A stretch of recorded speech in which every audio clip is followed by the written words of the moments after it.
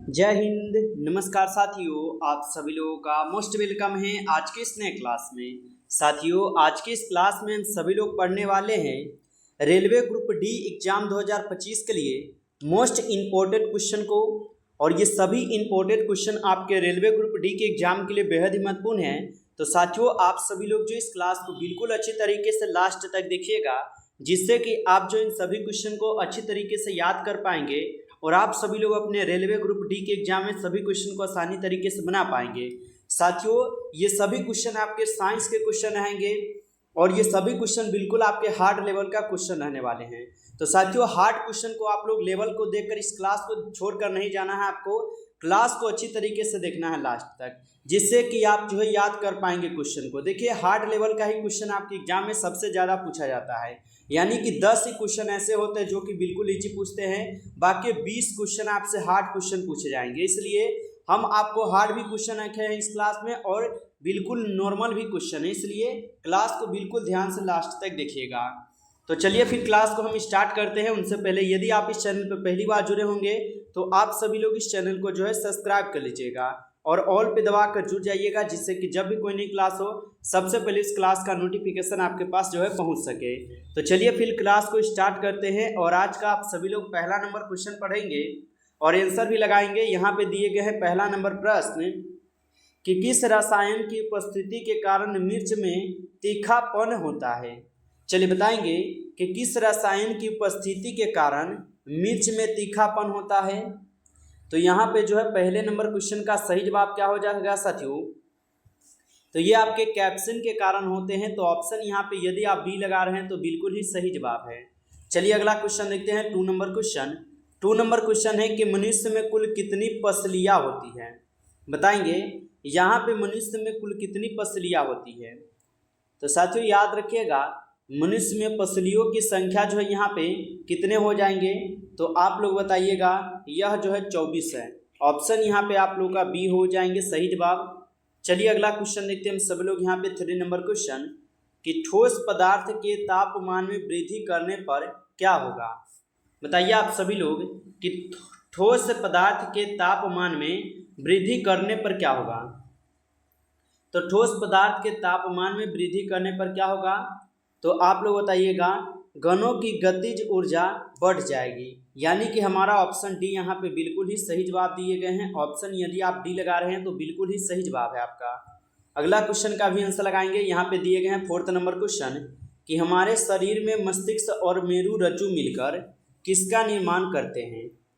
तो हमारे शरीर में मस्तिष्क और मेरु रज्जु मिलकर किसका निर्माण करते हैं, तो यह निर्माण करते हैं आपके केंद्रीय तंत्रिका तंत्र का। ऑप्शन यहाँ पे जो है आप लोग का बिल्कुल ही सही जवाब है। चलिए अगला क्वेश्चन का आंसर बताइएगा। अगला क्वेश्चन है 5 नंबर क्वेश्चन और काफ़ी ही इंपॉर्टेंट क्वेश्चन है कि कोशिका के तरल पदार्थ के लिए प्रोटोप्लाज्मा शब्द किसने गढ़ा। बताइए, कोशिका के तरल पदार्थों के लिए प्रोटोप्लाज्मा यहाँ पे शब्द किसने गढ़ा है, तो यह शब्द गढ़े हुए हैं कौन। तो यहाँ पे 5 नंबर क्वेश्चन का आंसर आप सब लोग लगा देंगे, क्या होगा। तो यदि आप 5 नंबर क्वेश्चन का ऑप्शन सी लगा रहे हैं तो बिल्कुल ही आप लोग का सही जवाब है। चलिए आगे बढ़ते हैं। अगला क्वेश्चन का आंसर लगाइएगा। यहाँ पे 6 नंबर क्वेश्चन है, एपिग्राफी क्या अभिप्राय है। तो एपिग्राफी का जो है क्या अभिप्राय हो जाएंगे, तो एपिग्राफी का जो है यहाँ पे अभिप्राय क्या होगा, तो शिलालेखों का अध्ययन। ऑप्शन यहाँ पे जो है आप सभी लोग का बी हो जाएंगे सही जवाब। नेक्स्ट क्वेश्चन देखिएगा, 7th नंबर क्वेश्चन है, हमारे शरीर के गति के लिए कौन सा ऊतक उत्तरदायी है। बताइए कि हमारे शरीर में गति के लिए कौन सा ऊतक यहाँ पे उत्तरदायी हो जाएंगे। तो हमारे शरीर में गति के लिए जो है यहाँ पे कौन से ऊतक उत्तरदायी हो जाएंगे, तो यह हो जाएंगे पेशिकीय ऊतक। यदि आप ऑप्शन ए लगा रहे हो साथियों तो बिल्कुल सही जवाब है। चलिए अगला क्वेश्चन देखिएगा, 8 नंबर क्वेश्चन है और काफ़ी इंपॉर्टेंट क्वेश्चन है कि निम्नलिखित में से कौन सा विषमांगी मिश्रण का जो है एक उदाहरण है। बताइए कि निम्नलिखित में से कौन सा विषमांगी मिश्रण का एक उदाहरण हो जाएंगे, तो यह हो जाएंगे जल में घुला हुआ तेल। ऑप्शन यहाँ पे जो है आप सभी लोग का बी जो है बिल्कुल ही सही जवाब है, याद रखिएगा। चलिए अगला क्वेश्चन का आंसर लगाएंगे। अगला क्वेश्चन है 9th number question. 9th number question है कि आवर्त सारणी में कुल कितने आंत होते हैं। तो आवर्त सारणी में कुल कितने आंत होते हैं? तो आवर्त सारणी में कुल जो है 7 आंत होते हैं। ऑप्शन ए जो है आप सभी लोग का यहाँ पे सही जवाब हो जाएंगे। चलिए अगला क्वेश्चन है 10th नंबर क्वेश्चन, और 10th नंबर क्वेश्चन काफी इंपॉर्टेंट क्वेश्चन है, याद रखेंगे।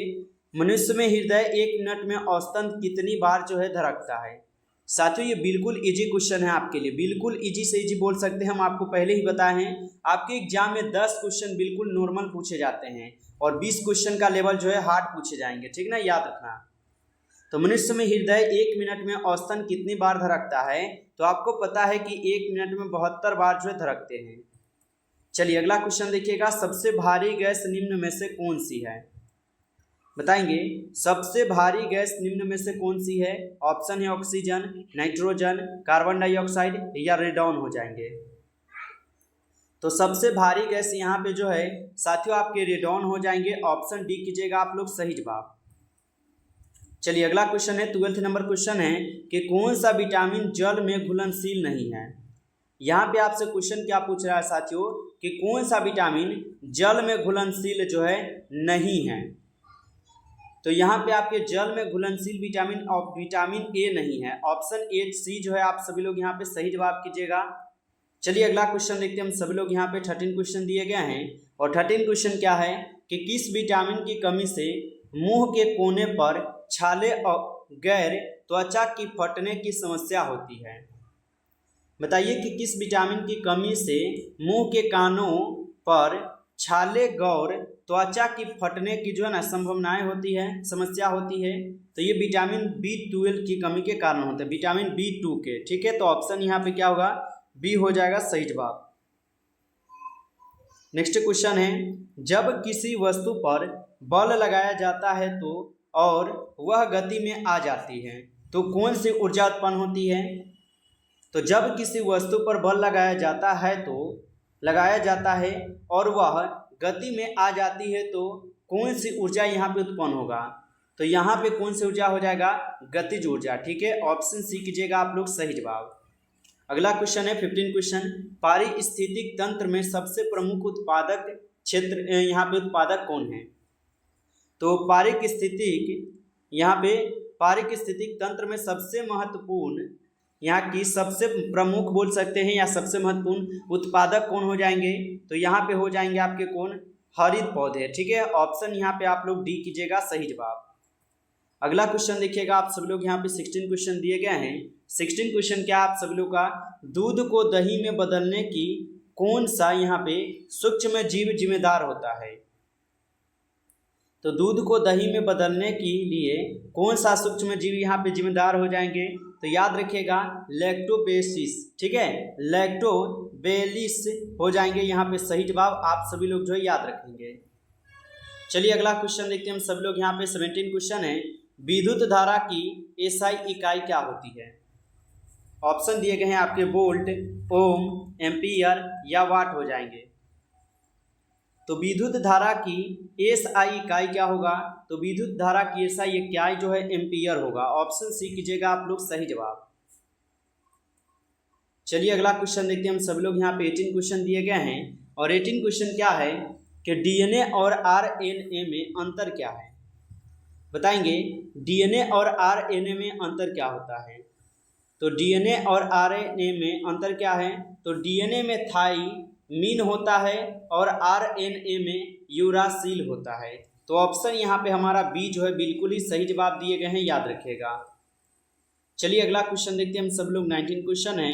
19 क्वेश्चन क्या आप सब लोग का, पानी पीने के पानी में फ्लोराइड की अधिकता से कौन सा रोग होता है? बताइए कि पीने के पानी में फ्लोराइड की अधिकता से कौन सा यहाँ पे रोग होता है? तो याद रखिएगा यहाँ पे हो जाएंगे फ्लोरोसिस, ठीक है। फ्लोरोसिस आप सब लोग का यहाँ पे सही जवाब है। नेक्स्ट क्वेश्चन है 20 नंबर क्वेश्चन, ग्लूकोज का रासायनिक सूत्र क्या है? बताइए कि ग्लूकोज का रासायनिक सूत्र क्या होगा? तो ग्लूकोज का रासायनिक सूत्र होता है C6H12 और O6 होता है, जो कि हमारा यहाँ पे बी दिया गया है। सही जवाब आप सभी लोग याद रखेंगे। चलिए अगला क्वेश्चन देखते हैं हम सब लोग। यहाँ पे 21 नंबर क्वेश्चन है, प्रकाश के वर्ण क्रम में सबसे अधिक अपवर्तन कौन किस रंग का होता है? ऑप्शन है लाल, हरा, बैंगनी या नीला। तो प्रकाश के वर्ण क्रम में सबसे अधिक अपवर्तन कोण किस रंग का होता है? तो सबसे अधिक आपके बैंगनी रंग का होता है। ऑप्शन सी कीजिएगा सही जवाब। नेक्स्ट क्वेश्चन देखिएगा कि सब्जियों, फलों और फूलों जैसी उच्च मूल्य वाली फसलों की खेती को क्या कहा जाता है? तो सब्जियों, फलों और फूलों जैसी उच्च मूल्य वाली फसलों की खेती को क्या कहा जाता है? तो इनको कहा जाता है हॉर्टिकल्चर। ठीक है, ऑप्शन यहाँ पे आप सब लोग का जो है डी सही जवाब है, याद रखेगा। चलिए अगला क्वेश्चन है कि कैल्सीफेरॉल किस विटामिन का नाम है? बताइए कि कैल्सीफेरॉल जो है किस विटामिन का नाम हो जाएंगे? तो कैल्सीफेरॉल जो है ये आपके विटामिन यहाँ पे डी का नाम हो जाएंगे। ऑप्शन सी कीजिएगा आप सभी लोग यहाँ पे सही जवाब। चलिए अगला क्वेश्चन देखते हैं कि डीएनए में कितने प्रकार के नाइट्रोजन यहाँ पे साक्षर होते हैं? तो डीएनए में कितने प्रकार के नाइट्रोजन साक्षर होते हैं? तो आप सभी लोग याद रखिएगा कुल 4 प्रकार के। अगला क्वेश्चन देखिएगा आप सभी लोग 25 क्वेश्चन है कि आइसोटोप का क्या अर्थ है? तो आइसोटोप का क्या अर्थ होता है? तो आइसोटोप का अर्थ होता है एक क्या यहाँ पे समान परमाणु संख्या। ऑप्शन यहाँ पे जो है आप सभी लोग का बी हो जाएंगे सही जवाब। चलिए अगला क्वेश्चन है माइक्रोस्कोप में किस प्रकार के लेंस का उपयोग किया जाता है? बताइए कि माइक्रोस्कोप में किस प्रकार के लेंस का उपयोग किया जाता है? तो माइक्रोस्कोप में जो है यहाँ पे किए जाते हैं आपके उत्तल लेंस का उपयोग। ऑप्शन ए कीजिएगा आप सभी लोग सही जवाब। चलिए अगला क्वेश्चन है निम्नलिखित में से कौन सी अधातु सबसे अधिक विद्युत ऋणात्मक है? बताइए आप सभी लोग कि निम्नलिखित में से कौन सी अधातु सबसे अधिक विद्युत ऋणात्मक हो जाएंगे? तो ये कौन हो जाएंगे साथियों? फ्लोरीन। ठीक है, फ्लोरीन जो है आप सभी लोग का यहाँ पे बिल्कुल सही जवाब दिए गए हैं, याद रखना। अगला क्वेश्चन है आपका यहाँ पे 28 क्वेश्चन और काफ़ी इंपॉर्टेंट क्वेश्चन है। अवतल दर्पण का वक्रता केंद्र कहाँ स्थित होता है? दर्पण के केंद्र पर, दर्पण के पीछे, दर्पण के किनारे पर या दर्पण के सामने होगा? तो अवतल दर्पण का वक्रता केंद्र कहाँ स्थित होता है? तो यह स्थित होते हैं आपके दर्पण के सामने। ऑप्शन डी कीजिएगा आप सभी लोग सही जवाब। अगला क्वेश्चन देखिएगा 29 क्वेश्चन है कि लैंड नाइट्रेट को गर्म करने पर कौन सी गैस निकलती है? तो लैंड नाइट्रेट को गर्म करने पर कौन सी गैस निकलती है? तो ये निकलते हैं साथियों आपके कार्बन डाइऑक्साइड। ऑप्शन आप सभी लोग जो है डी कीजिएगा सही जवाब। चलिए अगला क्वेश्चन देखते हैं हम सब लोग। यहाँ पे 13 क्वेश्चन है और 13 क्वेश्चन क्या दिया गया है आप सभी लोग का, निम्नलिखित में से कौन सा मानव में महिला परिषद का जो है हिस्सा नहीं है? ऑप्शन है अंडाशय, यहाँ पे गर्भाशय है, यहाँ पे शुक्रवाहिका है या फैलोपियन ट्यूब हो जाएंगे। तो निम्नलिखित में से कौन सा मानव में महिला परिषद का हिस्सा नहीं है? तो आप लोग याद रखिएगा शुक्रवाहिका। ऑप्शन सी हो जाएगा यहाँ पे सही जवाब। नमस्कार साथियों, आज की इस क्लास में कुल 30 क्वेश्चन कंप्लीट किए हैं और ये सारे वेरी इंपॉर्टेंट क्वेश्चन थे आपके रेलवे ग्रुप डी के एग्जाम के लिए। साथियों यदि आपको ये क्लास अच्छा लगा हो तो आप सब लोग जरूर क्लास को लाइक कर लीजिएगा। चैनल पे पहली बार जुड़े हैं तो आप सब लोग चैनल को भी सब्सक्राइब करके ऑल पे दबाकर जुड़े रहेंगे, जिससे कि जब भी कोई नई क्लास हो सबसे पहले उस क्लास का नोटिफिकेशन आपके पास पहुंच सके। तो चैनल पे पहली बार यदि आप सब लोग जुड़े हैं तो चैनल को सब्सक्राइब कर लीजिएगा और क्लास कैसा लगा है साथियों कमेंट में हमें जरूर बताइएगा। चलिए फिर मिलते हैं नेक्स्ट क्लास में, तब तक के लिए जय हिंद, जय भारत।